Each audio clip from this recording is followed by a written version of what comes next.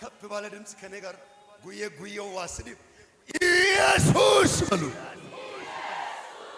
መጽሐፍ አስተርን ስታነቡ አንድ የሚያስደንቅ ነገር ታገኙታላችሁ። አንድ ሱሳ ግንብ ተብሎ የሚጠራ ግንብ አለ። እዛ ግንብ የተጠጉ ሰዎች አሉ። መኖሪያቸው እዛ የሆኑ መርዶክዮስና አስተር ተብሎ የሚጠሩ ሰዎች። በእርግጥ ምርኮኛ ቢሆንም መርዶክዮስ ወደ ሱሳ ግንብ መጠጋቱ የግድ ሆኖታል። ምርኮኝነቱ ወደ ሱሳ ግንብ እንዳይጠጋ አልከለከለውም። ኃጢአት በነገሰበት የምናን ራስ የሆነው በጽድቅ የምንጠቀምበት ቦታ ነው ሱሳ ግንብ።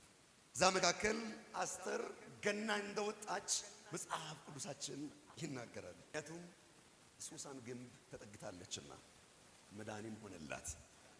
በሱሳ በእርግጠኝነት ታሪኩን ስታጠኑ ስግደት ለእግዚአብሔር ብቻ ነው፣ ሌላ የማይመለክበትም ቦታ ነው።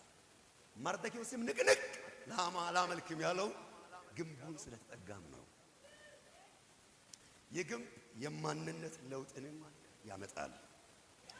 በሕይወት የመኖር አዋጅ ከዛም ነው ለመርዶክዮስና ለአይሁድም የወጣው። ለጥያቄ ሁሉ መልስም የሆነው ከዛው ግንብ ስር ነው።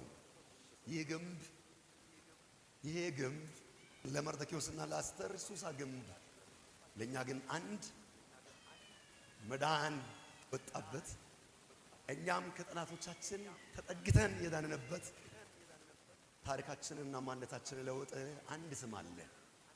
የእግዚአብሔር ስም ነው።